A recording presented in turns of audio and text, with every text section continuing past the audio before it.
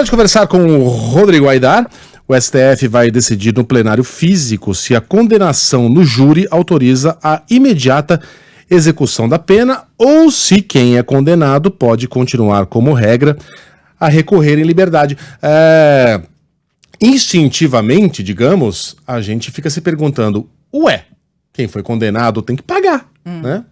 Por que não é assim? Por que não seria? Quais são as nuances desse caso, Aidar? Bom dia para você. Bom dia, Megali, bom dia, Sheila, bom dia, Carlinha, bom dia aí aos nossos ouvintes. Pois é, Megali, o Supremo estava para decidir isso e estava no caminho de decidir que quem é condenado pelo Tribunal do Júri, imediatamente após condenado, começa a cumprir a pena. Ou seja, pode recorrer, mas recorre preso, se condenado à prisão, e no Tribunal do Júri, como só julga crime contra a vida, homicídio, latrocínio, tentativa de homicídio, em regra, cabe prisão. E aí o julgamento foi interrompido pelo seguinte: estava sendo julgado no plenário virtual, que é aquele plenário onde os ministros vão lá e depositam seus votos, e a gente acompanha só no site do Supremo Tribunal Federal, mas o ministro Gilmar Mendes pediu destaque, então assim, e vem para o plenário físico, e os ministros podem, inclusive, reajustar seus votos. Já tinha uma maioria formada de 6 votos para considerar que, condenado pelo Tribunal do Júri, o sujeito vai imediatamente para a cadeia. Agora, Megali, quais são as nuances desse tipo de coisa? Como é que estão as correntes no Supremo Tribunal Federal? O ministro Luiz Roberto Barroso acha que, como o Tribunal do Júri, em tese, é soberano, porque assim, a decisão do Tribunal do Júri não é como a decisão de um juiz, que a segunda instância pode ir lá e mudar completamente. Ou você anula o júri num recurso e refaz esse júri, ou seja, só pode ser modificado quando tem nulidades. A decisão do Tribunal do Júri, em regra, é soberana.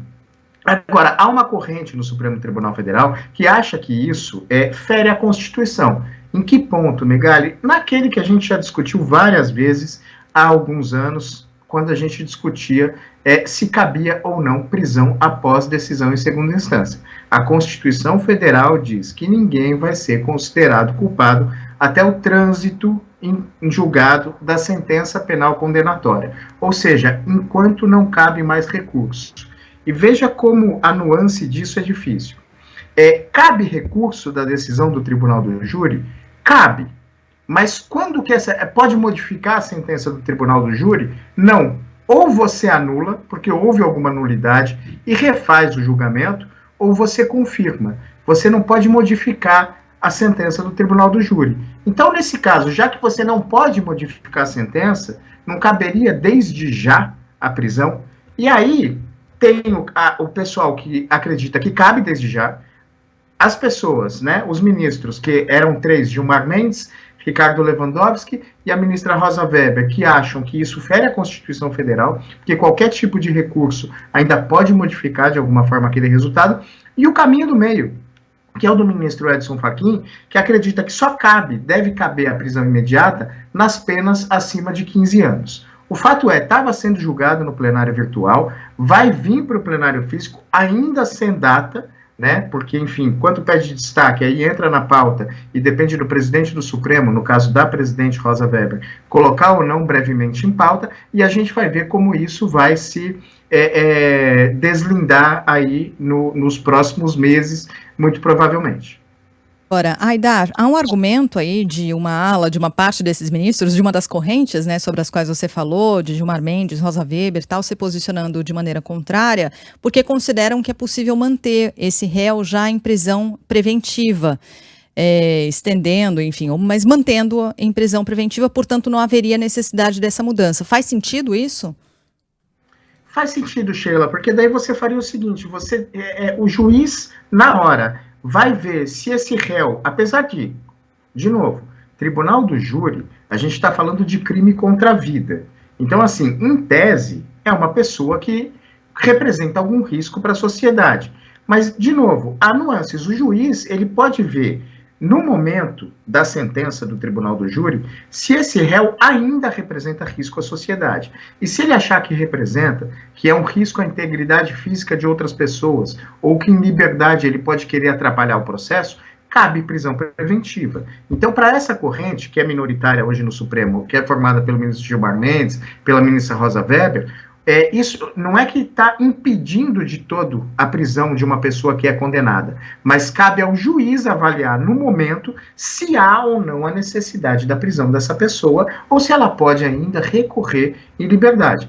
Faz sentido. E lembrando, prisão preventiva, ela cabe nesses casos. São casos em que ou o sujeito está em liberdade, fica comprovado que ele pode atrapalhar o curso das investigações, ele pode tentar corromper testemunha, ele pode ameaçar fisicamente testemunha ou representa, de fato, risco à integridade física de outras pessoas. Neste caso, o juiz fala, olha, você vai recorrer, mas vai recorrer preso, e isso é uma prisão preventiva. A outra ala acha que não cabe nem discutir se cabe prisão preventiva ou não. Condenado, ele começa a cumprir pena e ponto final.